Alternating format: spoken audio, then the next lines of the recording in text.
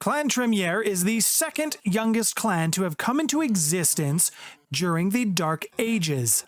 They were a clan of warlocks, and in comparison to other vampire clans, they really haven't been around for that long. Despite this, they have been able to make some incredible progress through kindred society. And they've also been able to become one of the most powerful vampire clans. Clan Tremere, they have a very strict hierarchy, they have a secretive nature, and they are masters of Thaumaturgy. This gives them instant street cred with some of the other vampire clans, or it makes them immediately distrusted. The Clan Tremere, also known as the Warlocks, represents a mainstay for the Camarilla. They are one of its primary defenders. Some within the clan even go so far as to consider themselves the next evolution of vampirism. The reason they say this is because of their extreme mastery of Thaumaturgy, as well as their clan not having a true curse.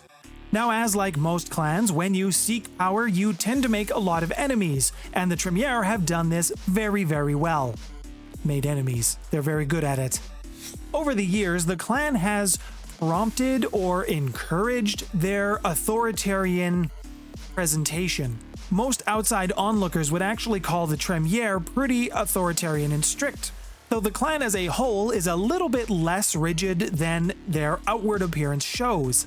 The power structure within the clan is delicate, it is nuanced. The superiors set the expectations, and if those expectations are not followed or met, you could be corrected or you could be hunted down and killed for being a traitor. So there's that. The clan is very well associated with blood magic, and the Tremere use this fact to intimidate their opponents as well. Their paradigm is one of the most expansive when it comes to Thaumaturgy, and they regularly encourage active experimentation with this discipline. And even within the clan itself, knowing secrets of Thaumaturgy or blood magic is used as a barter currency between other members of the clan, especially if they have something you don't, but you know something that they don't. Before we move on, if you are enjoying the video today, please let me know by hitting the thumbs up button, as well as the subscribe button with the bell notification so you never miss a video. If you're a regular viewer of my channel, you may notice my background's a little different. That's because I'm all moved into my parents' place for a month. After this, it will be on to my wife's parents' place, and then off to the UK. So I'm trying to make things work in the meantime. Now, Clan Tremere gets their start from the Order of Hermes. They were a group of mages within this secret order. Order of Hermes was a fellowship during the Dark Ages and is one of the pillars of tradition. This order has a very broad knowledge of all things magical or occult, and it has rather strongly influenced these areas even to today. Now, at the end of the first millennia, the Tremere, they realized that their potions, their hermetic arts, were no longer keeping them alive. They had developed immortality potions, but they stopped working. They then changed their focus to start, of course, living longer. That immortality, they wanted to get that back. Like the prolific scientists that they are, usually blending magic and science together, they did find a solution to their lack of immortality problem, and it was Goratrix who figured this out. Goratrix, also known as the Betrayer within Clan Tremere, he was the most talented, the most ambitious. He was also the most reckless of the Tremere disciples. More on him in a minute. With the Tremere being so well organized, every member knows where they stand in the hierarchy. Now, from the outside, this creates an illusion that the clan is quite unified, but this does not mean that they don't have their power struggles like everyone else. Now, the organization of the Tremere, it functions a lot like a pyramid. However, it's not a pyramid scheme. Well, I guess maybe it is in actuality. At the very top of the pyramid, you have your antediluvian Tremere. They named the clan after the guy. It's rumored that he still influences the clan with his subordinates under him, although no one has really seen him in a very long time. That means some speculate that he's not even around anymore. And to the Tremere, the number 7 is very important to them. Much of their hierarchy is shaped around this number. Now, underneath Papa Antediluvian, you have your 7 counselors. Each of the counselors are responsible for directing the clan in different regions of Earth. They then get to appoint 7 pontifices. A pontifex oversees a large region, smaller countries, islands. They also get to appoint 7 lords. The lords manage small countries or states. They get to influence the regents. Regents are one of the most visible figures when it comes to clan hierarchy. These are the ones that are responsible for an individual chantry. Now, if you work your way up in trust with the regent, you can get yourself the title of Magister. You don't really have any huge political sway, but you do get the regent's ear.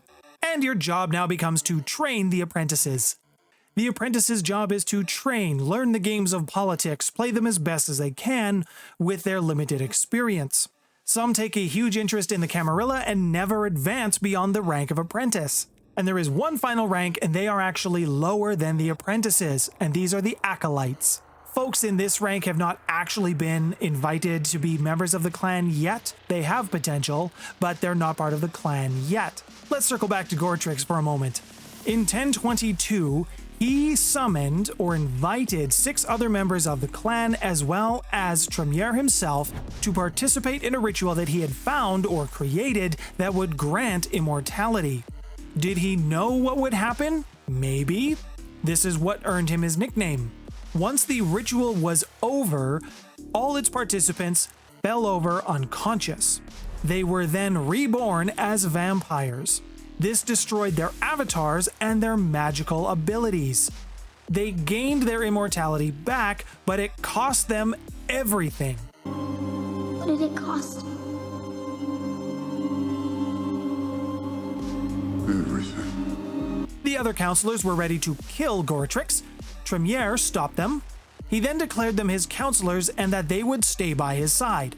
They went off and discovered what their newfound powers could do. They also found new powers that they could use. Now, Goratrix's ritual had involved the Tzimisce, and the Tzimisce, when they found out what he had used their knowledge for, they were really unhappy with him. They went to war with the Tremere. The Tzimisce viewed the Tremere as fiends, abominations created by their own vitae and dark magics, and they were none too happy with this.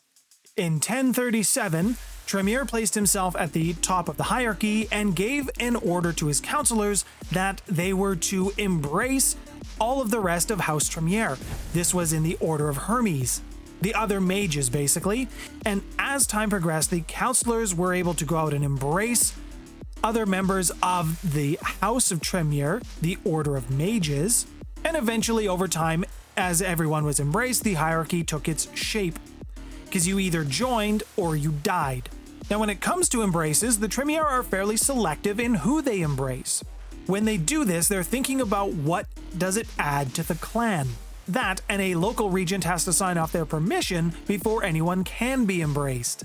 Rogue embraces do happen, but it's usually for love, a political play. Sometimes it's just an accident. Now, there are definitely some version differences between Classic Vampire, 20th Anniversary Edition, and 5th Edition. In the Classic Edition, the Tremere history is based largely around Ars Magica, and as the meta plot moved away from this, the elements of the story became very problematic. In V20, the clan weakness was amped up a little bit, so the Tremere had a greater affinity for blood of any kind. And a blood bond happens with the Tremere in 2 drinks rather than 3. In V5, this has changed again. This has been more of a evolution in the meta plot of Vampire. When the Vienna Chantry fell, their blood bonds have actually been severed or damaged. And Tremere Vitae can no longer blood bond other kindred. It works against them, so they can be bonded to other vampires, but they can't use their own to blood bond them. They can use this against ghouls and mortals, but depending on how strong their bane is, depends on how much blood they have to drink. And in V5, they have access to blood sorcery. When it comes to clan variants, because they were created with Tzimisce Vitae, they are technically a line of the Tzimisce. Don't tell a Tremere that. And there was really only a time in the Dark Ages where there was 2 variants. You had the Anti-Tribu, then you had the Teleavelic Tremere. They influenced some of the pagan practices in Lithuania. Unfortunately, in the Dark Ages, this particular variant was wiped out, and it is believed that they are long extinct. Now, Goratrix was eventually sent into exile, and the Tremere anti-Tribu are the ones who followed him. Some speculate that Tremere only sent him away or sent him in exile to get a inside man, as it were, in the other clans or the other sect. But the Council of Seven, they didn't quite see it the same way. They actually cursed the anti-Tribu. Now, when an anti-Tribu does their first Valdry, this is a Sabbat practice that breaks blood bonds. Any Tremere anti-Tribu who does this gets a very painful T engraved in their forehead. It's just part of the curse that they received. This T brands them as a traitor. As such, any Tremere who has this mark on their forehead tends to want to keep a low profile. Now, in 1998, Tremere actually inhabited Goratrix's body and performed a ritual that destroyed all of the anti-Tribu. It burned all of them to ash in a single night. At least that's the official story. The truth is, not all of the anti-Tribu were destroyed, and any future Tremere who completed the Valdry never got that T in their foreheads again. They were just considered Tremere with Sabbat leanings. Now, if you were to blend in any other World of Darkness settings, races, tribes, whatever, what do you think would fit in working with this particular clan? I've had a very difficult time trying to figure out someone that I think would absolutely fit the bill here. Let me know in the comments below. If you'd like to learn a little bit more about the other vampire clans, then please click here. Thank you to all of my patrons who have been supporting me through this tumultuous time. My name's Nathaniel. Thanks for stopping by, everyone.